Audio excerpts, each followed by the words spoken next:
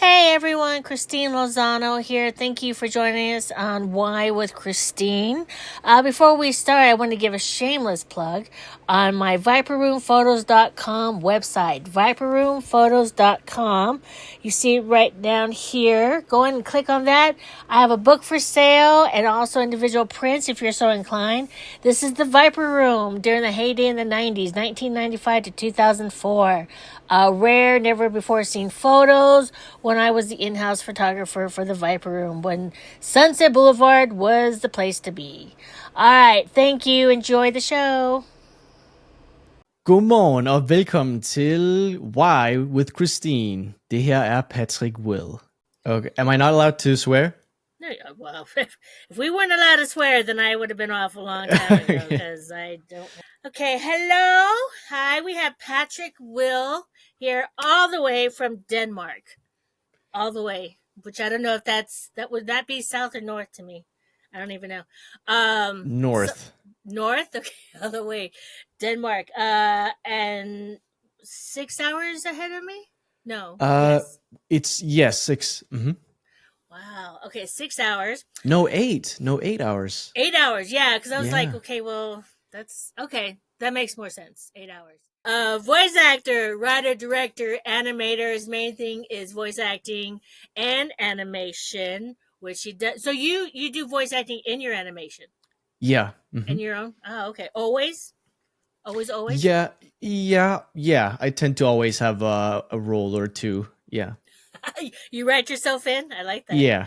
That's what proper writers do. We write ourselves into Yeah. our project. So before we start, we're gonna. I always ask, how do we know each other? And then I start into the questions after the main question. But how do we know each other? How do we? Do you know? Remember? We met on Stage 32, I believe, on the networking platform. And I forget if I reached out to you or you reached out to me, but we got to talk. We had an online coffee meeting. And then you invited me to one of your table reads. I read one of your scripts. You read one of mine, and then we just got to talk and give each other feedback. And yeah, through there. Yeah. I think not that it means anything, but I think you reached out to me.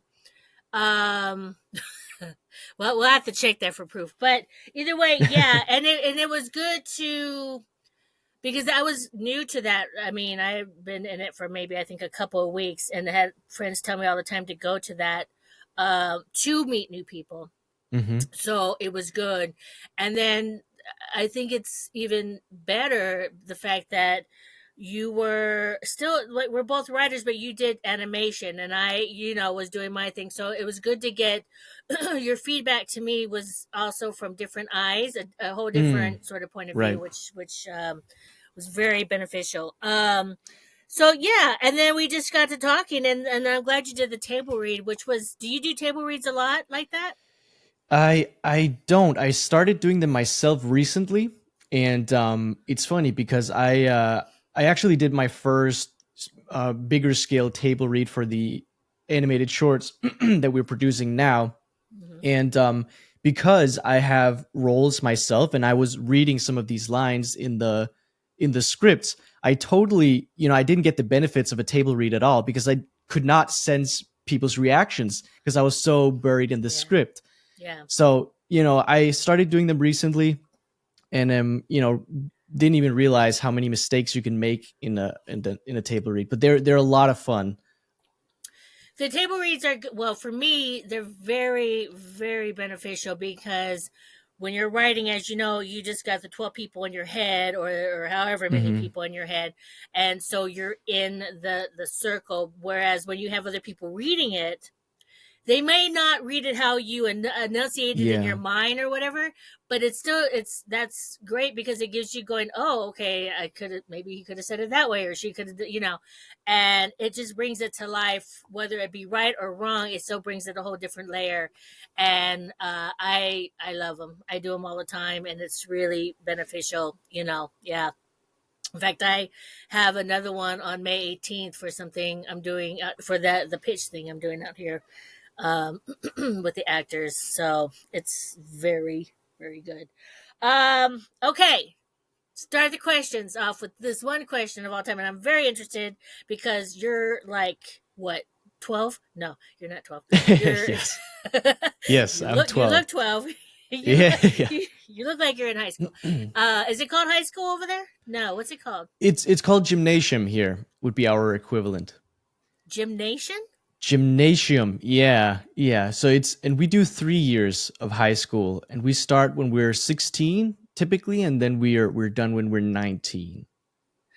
Look, see, you learned something on here, ladies and gentlemen. Yeah. Okay, so how do you? Is it like gymnasium? Is that what you're trying to? Yeah. That's what Mhm. that's what it's called. Look at that! I Yeah. just learned something. Okay, Yeah. but you're not in that. You're in your No. late 20s. Hey, No, it's no, it's the no. water over there in Denmark. You look young. I'm gonna fly Yeah. over there. I'm drinking some. Patrick, what was the first movie you saw in the theater, and does it still hold up? Yeah, I was trying to think about that. I definitely don't remember the first movie I saw in the theater, but I remember the first couple of films that I saw, period, that really had profound effects on how I viewed film, Mm-hmm. movies, and storytelling. And those were the Lord of the Rings trilogy Mm-hmm. and the first original Jurassic Park, so the Jurassic Park trilogy, and the Harry Potter franchise. Those three franchises, I just remember watching them and they really sparked everything for me because I just could not believe that it was possible to view something like this with your own eyes. I mean, I don't know. I was maybe 6 or 7 years old. And I was like, this is possible. Like you can see magic and dinosaurs and orcs and all this Yeah. stuff. You can see it with your own eyes. It's not real life, but it you can see it on screen, and that just sparked everything for me. That was insane. Yeah, that's amazing. And ironically, you picked some of the three biggest franchise ever. I'm surprised you didn't throw Star Wars in there. Yeah. But um so did you when you say it had an effect on you, did you start dressing up as it? Did you start writing? Did you start drawing? Is that where you when it started, or how did it, besides you just like I mean, I know seeing it on the big screen is completely different than, the TV, but what happened? Did you start dressing up or what? That's an interesting question because it didn't start with writing or dressing up or anything like that. It started with me just playing around, as kids do, Pretending, pretending I have yeah. playing Yeah. pretend. Yeah. So I remember when I was that age, about 6 and 7, I was just playing pretend by myself all the time, pretty much. It's not that I didn't have friends. I just enjoyed living in these imaginary worlds. Yeah. So it started with that, and then as I learned how to write, I started writing, and my favorite assignments in class was always the writing assignments where we could pick a topic to write about, and I would always write these stories, these fiction stories. And so yeah, it spiraled from there, and then I discovered YouTube. I think I was 9, and then I started. That was a very impactful too for me to Hmm. discover that I could essentially make my own mini movies and Right. put them online for the world to see. And so I started that and did YouTube for a while, and then I stumbled upon TikTok 5 or 6 years ago now at this point, and that was the first time I found a little bit of success, I suppose, with anything that I made. And then the animation start came after that, after the TikTok. See that play pretending. I mean, I always do this to myself. I make myself sound really old. But when I was growing up, we didn't have this. Here we go. We didn't have what you kids said. No, we didn't have the cell phones. We didn't have YouTube. We didn't have. Or maybe we did. But anyway, I'm not that old, but I'm not making myself sound old. But anyway, we had to pretend play. I did. I mean, in the 70s, when I saw this is like what you did, but mine was Grease and like Mm, fucking Xanadu. I was pretending I was like singing and right. dancing. So, but it does something. And I didn't have it. I was show for one. I was just on my own and doing it. And I would decorate my room and pretend like I was there. I was. Rizzo or whatever. But and I think I don't know if people can do that with kids nowadays because you have everything presented to you that will allow your imagination's kind of fed to you now, as Yeah. before, like when we were doing it, you had just to make it up. And I mean, people probably thought we were mad talking to ourselves or say, Right. in front of the audience that we thought we had. But I think that's great. And I think that makes it for a good writer and everything like that, because yes, you grew up on these type of movies, but you're also, your imagination then just spans to whatever. Right. I like that. I like that. Yeah, You it's can a just shame kids imagine. nowadays. I think you're absolutely right. I mean, they're constantly fed, they constantly consume, and they don't create as much as they consume nowadays. It's there's a 2-year-old who cries is not really nurtured as much. They're just given an iPad, you know, and then just watch I all was at day. the store yesterday, and there were at least four. I'm not even kidding. People, when you have your kids in a cart, that would cry, and they hand them these like tablets, and you hear sort of, it sounded like cartoons or something. I don't know, but at least there were four different parents. Um, yeah, that's the amount of thing is, here you go, shut up. Here you go, shut up. Right. That's, yeah. And I wonder, and we're not going to get into this because this is a whole different topic, Yeah. but how is that going to influence any creativity? We're talking like 20, 30 years down the Hmm. line. Ooh, that's a deep question, and we'll say that That's for a another different day. podcast. That is a different, that is a different, okay. How and why did you get into animation specifically as opposed to directing and writing live action? Yeah, it wasn't necessarily either or because I did do live action. Like I said, I did TikTok before the animation, and that was live action. But for whatever reason, animation, uh, it kept speaking to me, and I grew up on The Simpsons and Family Guy and South Park and those kind of shows. Probably when I was around 10, I started consuming those shows, and I just knew that I had to create something like that for whatever reason. I was always big on comedy. I was kind of the class clown, I think, in school, especially when I was really young. And so I just loved making people laugh. And I quickly found out that I could make friends by making people laugh. And so I loved entertaining and, being silly and stupid and falling and doing slapstick and all that stuff that kids do. Uh-huh. Um, so I don't know. It just animation is it's just so beautiful, and it allows for more freedom, I think, in what you can do, for at least for someone just starting out, right? If you're a beginning filmmaker, you can't really make a Lord of the Rings, but you can make at least visually like The Simpsons or a Family Guy. Or a Maybe South not Park or to, something. Mm-hmm. yeah, definitely a South Park, right? Mm-hmm. Um, I think it's more accessible to beginning filmmakers, and obviously AI coming out now changes the game. Um, Well, okay, correct me if I'm wrong, but do you have to know how to draw? Because I mean, my stick figures, I don't know if they'd make it. Yeah, I mean, you yeah. make a good point. That's definitely a bottleneck. Yeah, you have to learn how to draw first. I mean, or you could do South Park. I mean, that's pretty simple. I mean, you can. I'm trying to think. There has to be some stick figure, like high, like pretty big shows that look like have stick figures. I'm trying to think. Um, Well, I don't know if you remember because you're young, but I'm sure. Did you see the early versions of The Simpsons when they used to come on after, I believe, a talk show or something? They used to come on the Tracy Ullman show, I think it was, or yeah, something. yeah, hmm, Okay, yeah. Did you? Because yeah. They those, they looked look different wildly then. different. Yeah. Yeah, yeah, yeah, yeah. So I mean, I think it you just learn as you go along and you get better at things. So it's you can't wait for the perfect conditions to start anything. You just have to Yeah. start, Yeah. No, and then you just absolutely. get better along the way. And I think animation is easier to get into in that sense.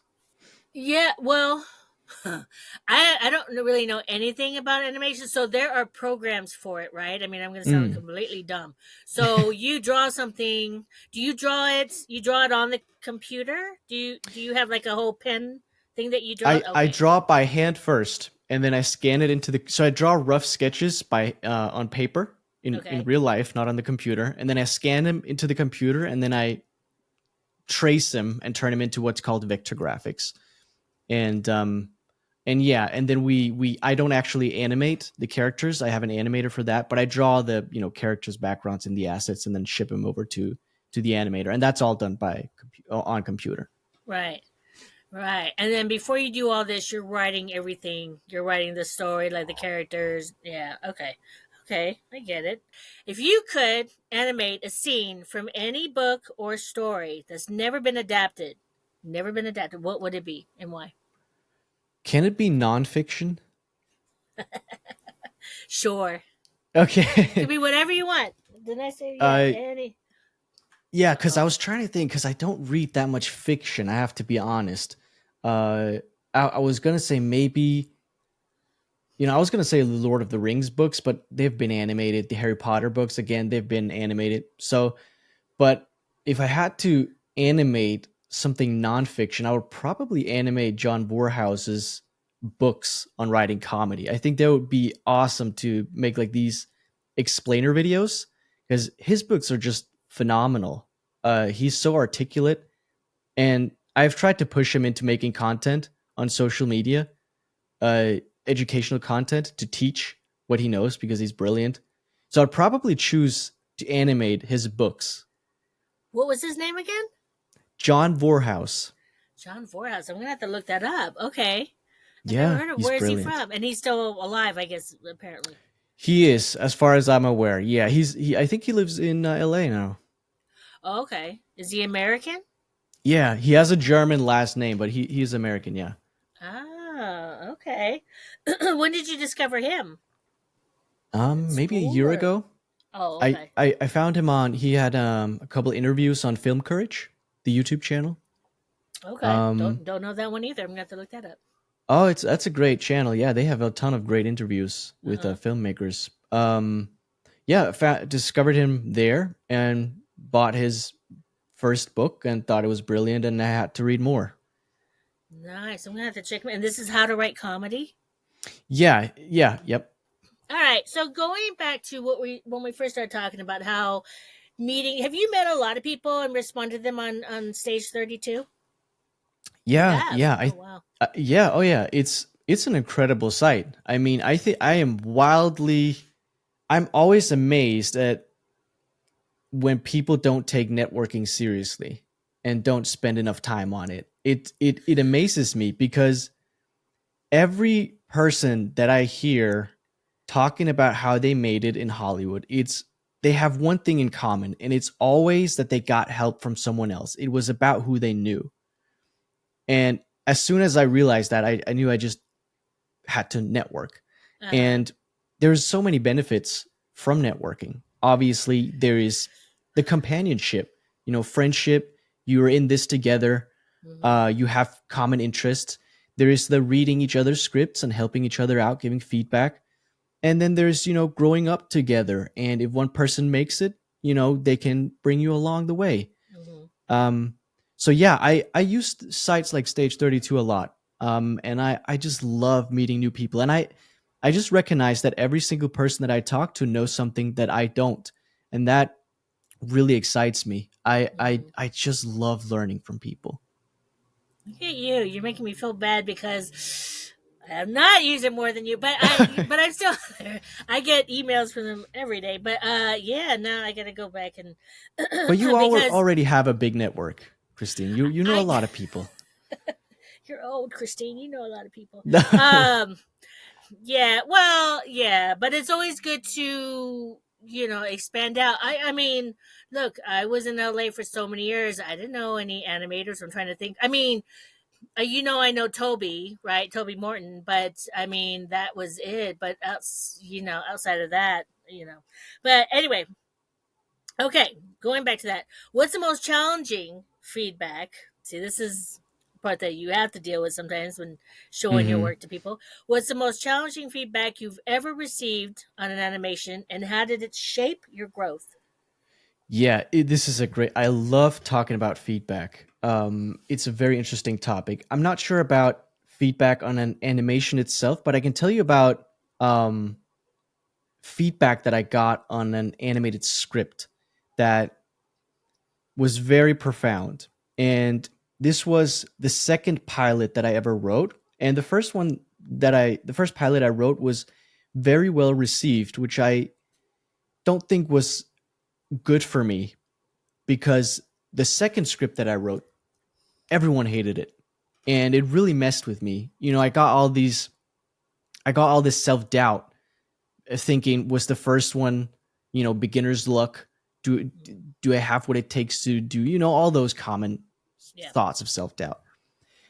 One of the especially harsh pieces of feedback that I got was that it just wasn't funny enough. And I remember so specifically this person telling me that I really had to step up my game if I ever wanted to compete with, these big shows like The Simpsons and Family Guy and the humor in there.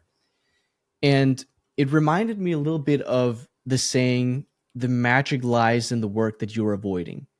And I was for the longest time avoiding learning specifically about how to make my scripts funnier because I thought I already had that nailed down because my first script was so well received. And so I knew I just had to get back to the drawing board and just okay, I don't actually know how to write something funny, but that's okay because I believe that I can learn it.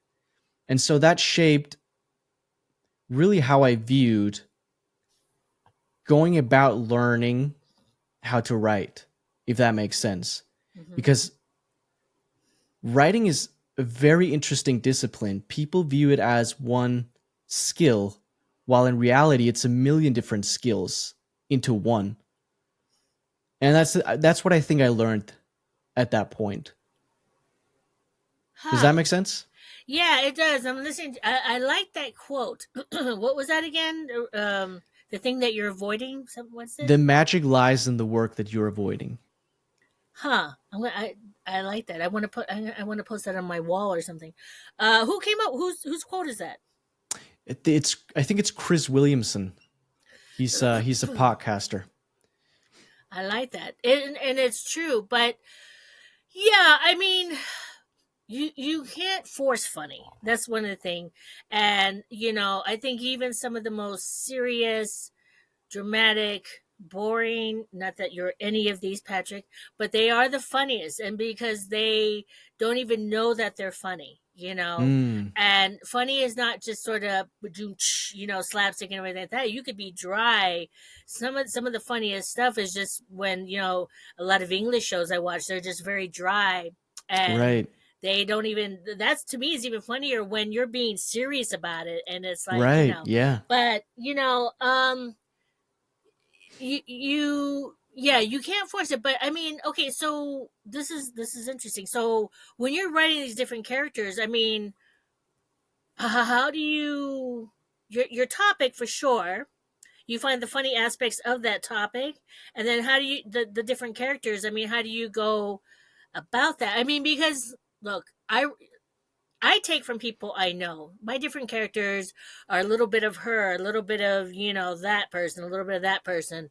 I people watch all the time. Even if I'm doing, if even if I'm there for a different reason, when you're waiting for someone, you watch people, you watch their behavior, you Mm, watch, especially these days, hearing um people talk of a certain generation, again, it's like what the fuck.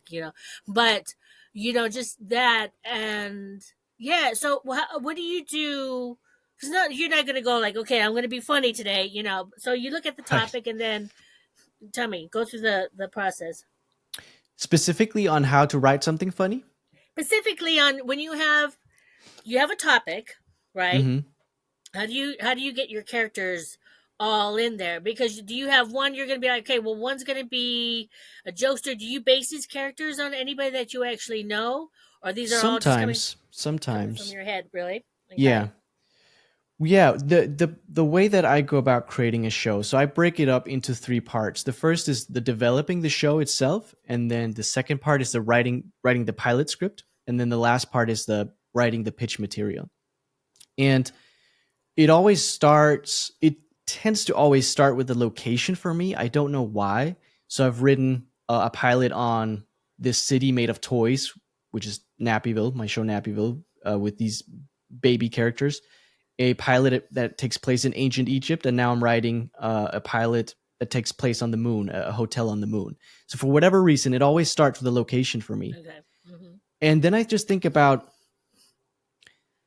which characters would have conflict with this setting. Okay. And so you read the script with the ducks, right? Um, ducks would probably have a lot of conflict walking around in New York City amongst humans. At least that was the impetus of the idea for that. Uh-huh. And once I've really have the idea for what kind of characters, then I specifically go in, and I don't know if I start with the main character, maybe I do. And then I figure out who will give this guy the hardest time. Again, it's all about conflict. And so, what would be a good opposite of this character? If we have a capitalist duck who wants to be really rich, he could have a socialist daughter who thinks that capitalism is evil, Right. and that we should give more to the poor instead of hoarding everything to ourselves. So that's very simply put, the beginning of how I start creating the characters is looking at how these characters could butt heads against each other, because I think that's where 99% of comedy stems from, is conflict and drama. Yeah. I love Judd Apatow said, when you try to write a comedy, don't. You Yeah. write a drama that's funny, which I loved because it's so true. You write conflict that then Yeah. becomes that is funny. Yeah, you can't write the funny. I remember you just jogged something in my head because one of the things I found, because you're so, and you can correct me if this is not the right word, but you're so organized. Remember we had that thing about what I said, and you're like, Right. what? Yeah. So yeah, I still haven't learned anything. Sorry, but I like that your thing is the location. My thing is I always start with the characters. I come into the location afterwards, but I admired how so technical you were with everything. Like this was that there was you started this way and everything like that. Where I just told you like, oh, I'm just with a piece of paper, just Right. writing everything, and yeah, I don't know, but everybody has their own process. I was talking to another Yeah. writer. She I think she does. I don't know if she said she did location or she did the problem, like what was the problem, and then she so I mean, I guess at the end of the day we all have our different ways to Sure. start, Yeah. but as long as we start, that's the thing. What's this? How do you decide when to use traditional hand drawn techniques versus modern digital tools for a specific scene? Yeah, I think 99% of animation is made with modern tools, digital tools. But I think what you mean is probably frame by frame animation versus puppet animation, which frame by frame is what you would probably consider hand drawn. Still on the computer, you know, I can't think of anyone who animates on cells anymore. I think everyone animates on computers. But there's frame by frame animation, which is when you picture, let's say I want to lift my arm. Wow, this green screen thing is really making it tough. Let's say I have an animated character who wants to lift his arm, right? You would animate or draw each frame of raising the arm in Right. frame by frame animation. So you draw this frame here, then you would move it up a little bit, draw that, and then move it up a little bit. And that's the classic traditional frame by frame animation that we used to do on cells or on paper back in the days before we moved on to computers. Is that the thing There's- you do on the book? The and they're like, They would do that in the flip books too, yeah. okay, Exactly. okay. Sorry. And Go then ahead. and then there's the puppet animation, which is a newer technique. Examples of shows that use puppet animation are like Family Guy. I think Rick and Morty does it. BoJack Horseman. The Simpsons uses frame by frame animation. And so puppet animation is picture you draw your character once and then you put a skeleton into the character. And so you could, if in real life you took my hand and dragged and pulled my hand, my arm would extend, right? Just because it's all connected. In puppet animation, you have this skeleton in this character. So if you pull the character's hand, the arm would extend too because it's connected. And so when you animate puppet animation, you would put the hand down here. That's one frame. Then you would go over a couple of frames and drag the arm up here. And then the computer animates all the steps in between. I know you can't see it because of this green screen. Yeah. But the computer basically animates everything in between. So the skeleton, you're talking about the skeleton in the computer, not an actual like dummy hand guy, you know. In the computer, exactly. Okay. You're exactly right. Yeah. So those are the two typical 2D kinds of animation. And the way that I decide how to go about them is I let my wallet decide which one to pick. So puppet animation is significantly cheaper because it's faster and it's more simple because you have to draw less. I mean, that's very simply put, but you basically, in a very simple animation, you'd only have to draw the character once, and then it's rigged, and then you just make him move by dragging his limbs around. In the frame by frame, you draw the character in each frame. Right. So that's way more time consuming and requires a lot more skill, I think, to do. So, and yeah, so I do puppet animation, and it's really what you prefer. I think frame by frame animation can be more beautiful because it can be more fluent and there's more flexibility to it. If you're very skilled at puppet animation, you can mix them both a little bit and get that fluidity more into the character movements. Frame by frame is The Simpsons, right? Yep. Who does puppet? So puppeteering is you said most adult animation shows. Family both? Guy. Who does both? Yeah.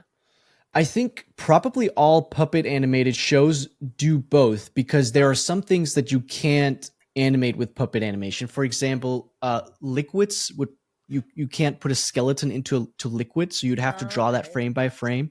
You know, when you pour a glass of water, the water coming out is, you know, you draw every frame of that, or someone. I'm this like example Family is, Guy with the fish. With the fish, yeah. Oh no, not Family Guy. What's that Alien? The Alien show. American Dad. American Dad. They're puppet animation too. Yeah. Okay. Yeah, so they look a little bit robotic in puppet animation, and yeah, I would say they look a little more robotic because of the way the limbs move. Whereas in frame by frame animation, you can move around with the camera angles and be a little bit more wild and flexible, typically. Do you give? Oh my God! I just got to notice that your thing is about to start. Do you teach this? Do you give classes on this? Have you thought about that, or? I'm flattered that you would even ask that. I am in no position to teach this yet. I am no. I'm learning shit from you, so I don't know. I don't teach this. I think it would be fun to teach, but I have so much to learn still. I'm not there yet. Yeah. Well, okay. So you're in Denmark, and we talked about this before, that, you know, this is not huge in Denmark. Are you trying to make it huge? Are you trying to make it a splash, you know, make your name known, or you have ideas to move somewhere else? You're finding people to show it somewhere else? What's going on? It's this is one of the hardest decisions that I just haven't come to terms with. I don't know what to do, because there are two models, right? There is trying to make it big internationally from the get-go, being a small fish in a big pond, or trying to be a big fish in a small pond and start locally. I love American television, and everything I've ever done has been for an American audience. And so everything that I still create is in English and is for an American audience. So the good thing about animation is that I can do it remotely. I can do it from here, right? where live action is a little bit more difficult with the travel and everything like that. So to answer your question, I think I will probably continue to make my content American, but maybe there will be a few projects in the future where I'll delve into more Danish comedy content just to see. I mean, just to dip my Is toes. the sense of humor different? Is it, or is it the same? I mean, like English humor, American humor, different. But is it, how is it the same or is it different? I mean, I think it is a little bit different. I like to think of the Danish industry as the same as Hollywood, just 4 years behind. And so okay. while I think Hollywood is slowly moving out of the PC culture, Hmm. um, I think we're slowly moving into it now over here. Well, you know, I don't know. I would think because you don't have anything. I think I said this to you before. You don't have anything just to sort of put out a little something of that, but just but also do the American stuff because yeah, it is so popular in America. Monk, go away.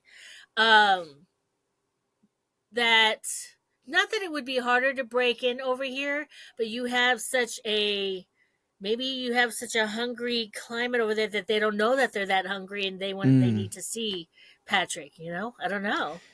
It's very interesting because we do love adult animation. The issue with producing a Danish adult animated show is that it's very expensive to produce animation, and the audience size is just too small to make a show specifically for Denmark. And so I don't think financially it works to spend that much money on an Right. animated show that couldn't pull enough in return because there just isn't enough people to actually consume it over here. Huh. Do you know what I mean? Yeah, yeah. I mean, but so your neighboring countries, all different other. I'm gonna show my intelligence now, but they're all different language speaking. Yeah. Hmm, okay. Yeah. Yeah, we're Is we're a small country. We have I don't even think we have 6 million people here. We have 5 million something. wow. And we're the only country speaking this language, right? Right. And so, but English is pretty much spoken all around you. And I mean, how much is it spoken there? It everyone speaks English. It's our second language. I mean, Okay. the younger generation grew up with it, you know, because of the internet. The older generation, some know English, but you know, everyone my generation can speak English. Okay. So what? So here we go. We can cut this out if you want, but why not just do what you're doing in English and put it out there? I am. Okay. That You're yeah. like, I am. Do you guys have Yeah. festivals out there? Yeah, we do. We do. I've only ever attended one. I think Copenhagen Film Festival is pretty big. I've never attended that one. Okay. Um no, yeah, I we do. And I would be interested to check them out at some point. Yeah, because you're super talented, dude, and I've seen your stuff. I've seen it like I know it's not a finished product, but I've seen like the beginning, the with the duck one and everything like that, and it's on the same level as South Park and American Dad and Family Guy. I mean, it's like if you were to tell me that this guy was doing this in Denmark, I'd be like, what? Because it looks that professional. So, I would just say like put it out there. I don't know what festivals if they have a huge animation. I know there are festivals for animators and stuff like that, but yeah, because I just don't see it just being there and not having eyes on it. You need to get eyes on your stuff. Right. You do. So you're like, I know, Yeah, I but know, I mean, do Christine. you? Do you well, like, I mean, like one of my things is I can write and I love the writing and the research. Branding and marketing is not my forte. Like Mm, I have a publicist, Alfie, and he can talk paint off of a wall. He can just sell like nobody's business. And you talked about network and everything like that. And yes, that's great. I I'm not one for, and this is, I know you're like, you have a podcast, but I'm not really one for small talk. And, when yes, a podcast, but I know you, it's not like I just, I see you in a room and I'm going to walk up to you and go, hey, I'm not that person. So, not my forte. So, I don't know. Are you But it strong can at those? be. Okay, be quiet. Are you, are you good at that? Or, I mean, I would never say that I'm good at anything, but here we I go.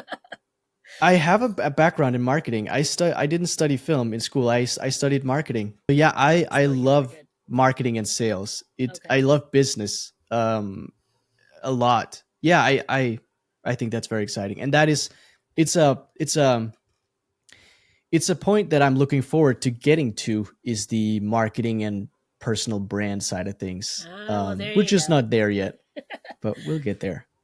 Well, there you go. Well, I'm gonna send you my shit, and you can do my marketing. How much do you Yeah. charge? No. All right. So, what are we working on now? What can people see? Um, you have a website? Do you have stuff where people Yeah. can find? Oh, well, go on, sell Yeah. yourself, Mr. Marketing guy. Yeah, so I have the website, which I just changed the URL, speaking of personal branding, to morepatrickwilt.com. You can also go to nappyville.com specifically to see the Nappyville project. Nappyville is my adult animated series. It's a show about a group of toddlers in this big, colorful city made of toys. It's very irreverent, and it's in the likes of Family Guy and South Park, I like to think. And we produced 3 shorts of this show last year. They were about 1 to 2 minutes apiece. And this year we're producing 5 more, and they're going to be around 2 to 3 minutes. And I'm very excited to wrap those up. It's been a lot of work already.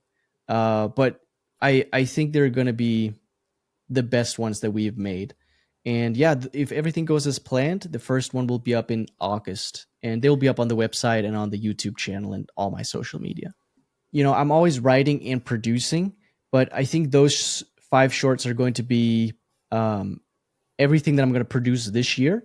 Yeah. And then I'm just going to continue to write pilots and develop shows on the side this year. I love it. I do. Oh my God. Sorry, my allergies are just like, but well, if you're ever, I don't know where I'm going to be, but right now I'm on Texas and I'm in Texas. So if you're ever in Texas would blow your mind. Okay. Cause you probably, Oh yeah. besides the dust, and if you like Dune, then you'll love El Paso. But yeah, or dude, I've never been to Denmark. We'll see what that's like. But I don't know. Come on by. I don't know. If It's Denmark not can as handle warm me. as in Texas. I'll promise you that, but No, please. But this is great. See, it wasn't that bad, right? It's easy. no, it was relatively painless. Where did you hurt, Patrick? Where did I hurt you? Come on. My foot a little bit. Your foot. You're weird. Oh, this doesn't look good at all, Simon. Have you thought of dyeing your hair? I have headaches because I have red hair? Headaches? You're not here for social insecurities. Well, I believe you. My patients can talk me into anything. Got to go. Open heart surgery. What about my headaches? Let me prescribe you something for that. Suicide? I'm sorry, kid. Modern medicine has only come so far. Right, open heart surgery. Okay, well, break a leg? You know what? I've never thought about it like that. Okay, if you say so. Ah! I just came for a colonoscopy! Sir, stop screaming. I was told to break a leg. What was I supposed By to do? who? What? By who? A medical professional. You broke my leg, you son of a bitch! Okay. Nurse, can we give this man some anesthesia? I'm gonna get ya. I'm gonna get ya. And that's why all men who hold the door open for women should be in jail. Wow, Gabby looks so hot in that pink dress over there. She really scares me sometimes. Simon, you live with her. What does she look like under that diaper? Oh God, Steven, she's my sister. I'm not asking you to do her. Just describe it to me. Well, why don't you go talk to her? You know what, Simon? Gabby adores me. Oh, I'm gonna go get her right now. To learn more about sexism, go to your local library. Chances are you'll be catcalled by a construction worker on your way there.